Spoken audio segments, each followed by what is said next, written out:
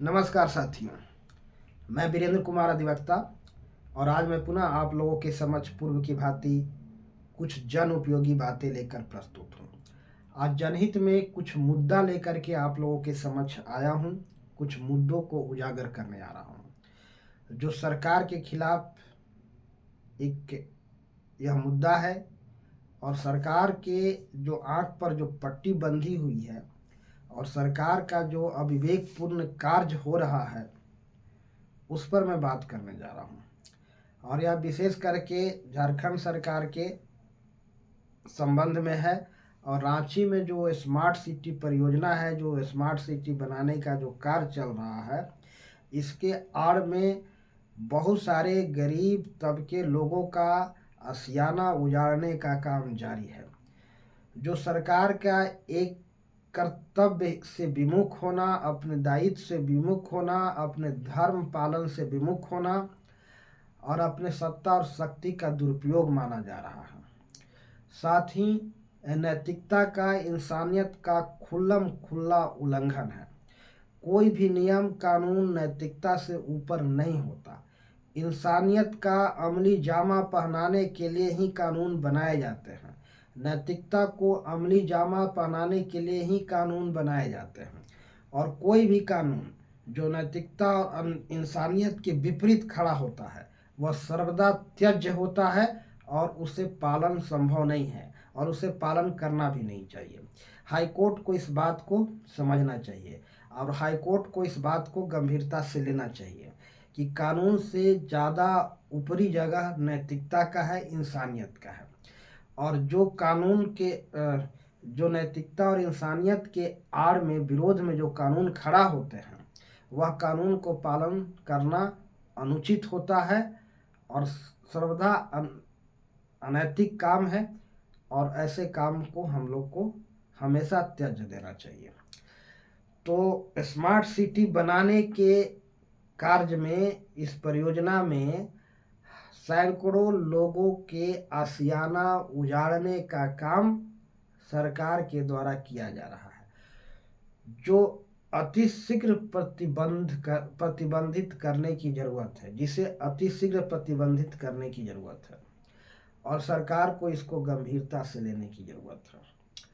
जो बरसों से जो सेटल लोग हैं, पुरखों से सेटल लोग हैं, वैसे लोगों के, गरीब तबके लोगों को जिनका अपना कहीं कोई ज़मीन घर भी नहीं है, घर खरीदने में भी अक्षम है और जो मेहनत से खून पसीना लगा करके कहीं थोड़ा सा घर बनाया है, अपने आशियाना खड़ा किया है, उसको उजाड़ करके बेघर कर देने का काम जो सरकार कर रही है, यह सरकार की तानाशाही और एक राजा, आधुनिक लोकतंत्र के सरकार राजा ही माने जाते हैं, एक राजा का जो राज धर्म है उसका खुल्लम खुल्ला उल्लंघन है।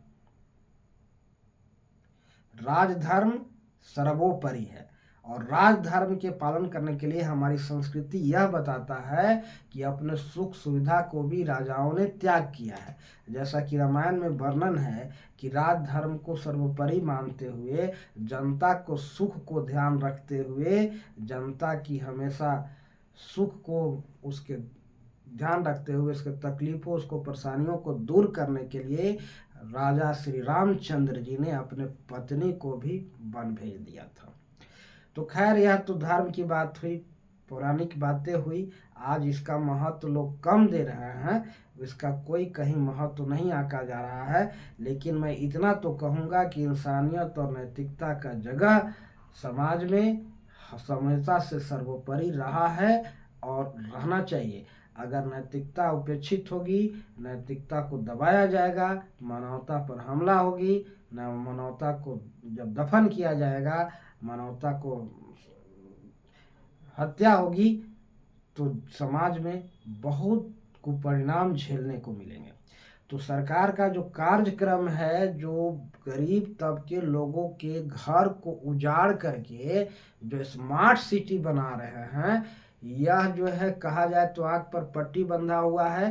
राजा अंधा है, यह बात को सूचित करता है, इंगित करता है।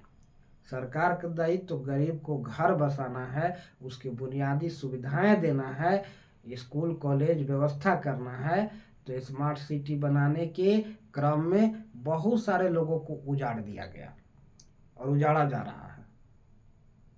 और इस स्मार्ट सिटी में प्रोजेक्ट में 15,000 फ्लैट बनने वाला है और अभी 5,000 फ्लैट बनेगा, जिसको बिक्री होगी, नीलामी होगी और बड़े बड़े उद्योगपति, बड़े बड़े नेता, बहुत बड़े बड़े माफिया, बड़े बड़े चोर बेईमान लोग उसमें रहेंगे और गरीब सब बेघर होकर के कहीं सड़क पर भीख मांगेगा।